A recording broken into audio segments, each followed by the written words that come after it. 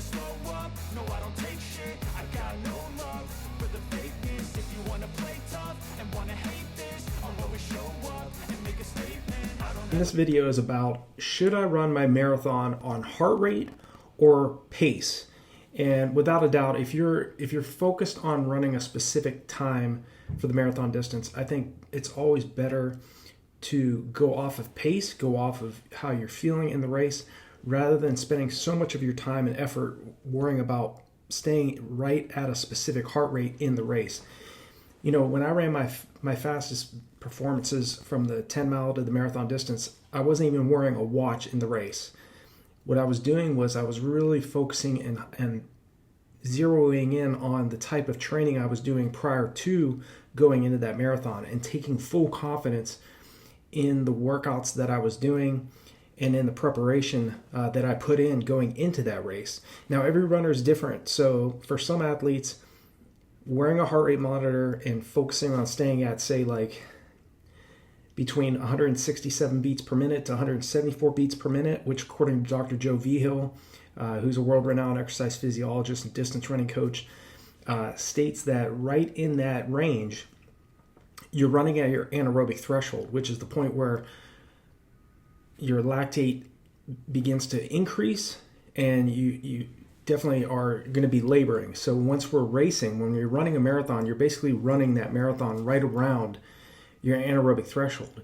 But I think in a lot of times for some athletes, it's really, in terms of racing a marathon based off heart rate versus pace, focus on pace. For some athletes, focusing on pace is easier because they're just hitting their mile splits every single mile that goes by, or maybe you're following kilometer splits and you're trying to hit a specific kilometer pace. For example, if you're trying to break 4 hours for the marathon, you know you need to hold 5 minutes and 41 seconds per kilometer. So being able to just manually hitting those splits rather than focusing on the GPS, because GPS can be off sometimes, focusing on the mile splits or the kilometer splits and focusing on that pace when you're in the marathon is a better strategy for some runners. And I just think that if you're spending too much of your time in that race, especially in a race of that distance, worrying about pace may not work the best for you. So maybe focusing on heart rate might be a better strategy for some athletes that want to stay in a specific heart rate zone. And you can basically have that, your Garmin. I don't know, I use Garmin's, but I know Coros and other GPS watches have basically you can plan your specific heart rate you want to stay in, and it'll alert you if your heart rate is going too high or if you're below that target heart rate. So there are definitely some advantages to utilizing these new tools that we have in the way of either a heart rate monitor or Garmin or Coros watch. I don't know about the Apple watches, but I'm sure they have that option as well. But I think when it comes down to it, is you really have to trust your training. You have to trust what you've done leading into these longer races, and really be confident in yourself. Be confident in the work that you've put in. A lot of times, runners will, like I mentioned, they'll do better focusing on heart rate rather than on just pace. But some athletes will just focus on feel. How are they feeling?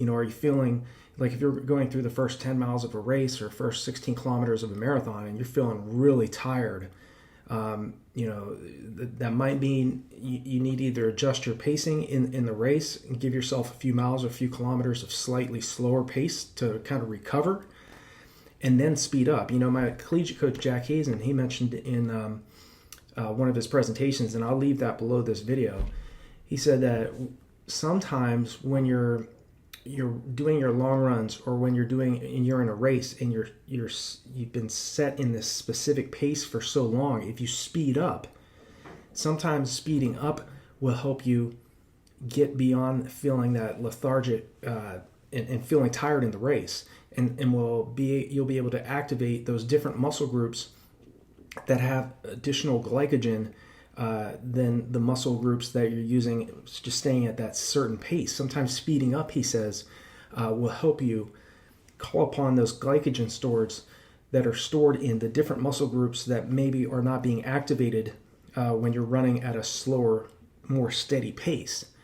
So if you're feeling tired in the race, and this isn't just the marathon, but it's maybe if you're running a 10K on the roads or you're running a 5K on the track, sometimes speeding up, throwing in a few surges will help you to be able to activate those glycogen stores.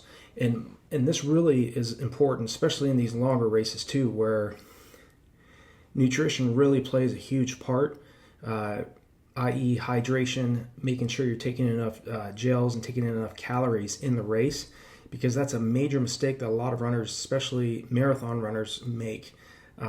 They're not only not drinking enough fluid in the race, they're sipping rather than drinking, but they're also not ingesting enough calories. Okay, so I always tell runners, and I do this myself in training, drop your water bottles out every 3 miles in that long run. Get used to drinking and not just sipping. Okay, in most cases, runners become dehydrated at the wrong time. Okay, it's not a good feeling when you get dehydrated in your 15 to 16 miles in a marathon and you have another 10 miles to go. So it's absolutely vital to practice drinking and getting used to taking in more fluid in your long runs, so that once you get to the race, you will have practiced that enough. Okay, and it's also important for some runners, a lot of runners don't do very well with gels. Some do better with just fluid. But I would recommend taking in fluid that has electrolytes and not just water itself. Okay, most of these sports drinks already have water in them, but the most important thing is they have those electrolytes, the sodium, potassium, calcium, those electrolytes that we absolutely need and that are absolutely vital to make sure that our muscles work properly. Okay, and a lot of times it's not our muscles that are shutting down, it's the glycogen. We're running low on glycogen, and it's in the brain. And the brain is stopping the functioning of the muscles and the muscle firing as we are trying to run at fast paces and consistently keep that pace for 26.2 miles or 42.2 kilometers. So the question is, should I run my marathon based on heart rate or pace? My advice is to do what works best for you. Okay, for some athletes, like I mentioned before, when I ran my PR of 2:19:35, I was not even wearing a watch in the race. I was strictly going off of how I felt and staying in the group that I was in. I was in the lead group of Kenyans. There was a Russian and a Canadian and about 7 or 8 Kenyans that I was running with. And my focus was trying to stay as relaxed as I could. The pace in the race didn't feel really that hard until the last 3 miles. We were still at 5:11 mile pace through the 20 mile mark. We hit 1 hour, 44 minutes and 5 seconds. And as I was passing through that split, I was thinking, man, that's what, 52:05 for 10 miles, back to back for 2 straight 10 miles. And even at that point, I still felt in control. Okay, so you want to, for some athletes, it may just be about staying relaxed and going off of feel. For other athletes, you may do very well just focusing on staying on a specific pace that you've planned for yourself throughout the race. Maybe that's 9-minute mile pace if you're trying to break 4 hours, or 9:09 mile pace if you're trying to break 4 hours, or 6:52 mile pace if you're trying to break 3 hours. Other athletes, they do very well just focusing on heart rate. Okay, if you want to just say, hey, I want to stay at my anaerobic threshold for this entire race. I want to stay in that around 165 to 175, around that range. It's going to vary from athlete to athlete based on age, but that may be a better strategy for you so that you set yourself up for success and set a new personal best in the marathon distance. So I hope this video on should I run my marathon based on heart rate or pace has been helpful, and to give you some ideas and strategies you need to be thinking about, and see what, like I mentioned, just see what works best for you. Practice this in your long runs. If you want to focus on one weekend during your long run, focus specifically on pace, staying on a specific pace, see how that feels for you. The following week, focus on heart rate and seeing how just staying more focused on heart rate than worrying so much more about paces, more pace per mile or pace per kilometer. See how that fits up for you. And I think that's a good strategy. Again, it's practice, putting in the work and training so that, again, you make training the most difficult part of your preparation. And then when you go to do that 10-day taper leading into your goal marathon, you go in with fresh legs and you have that confidence that you've done everything correctly in training. And you have that full confidence that, hey, whatever my competition throws at me in the race, I'm going to be able to react to. If there's surges in the race, I'll be able to react to those surges because I've done longer fartlek workouts. I've changed up I've done very paced long runs where I've gotten myself fatigued and then I've forced myself to speed up despite being fatigued. That type of strategy in training is absolutely essential if you really want to take your racing, especially in the marathon distance, to the next level.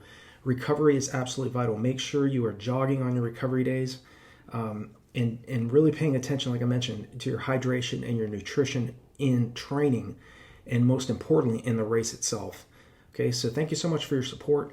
If you're new to this channel, hit the subscribe button and the bell icon so when I make new videos, you'll be notified of it. And if you're trying to take your training and racing to the next level, check out the resources below in the description or on RunDreamAchieve.com, and I'll talk to you all in the next video.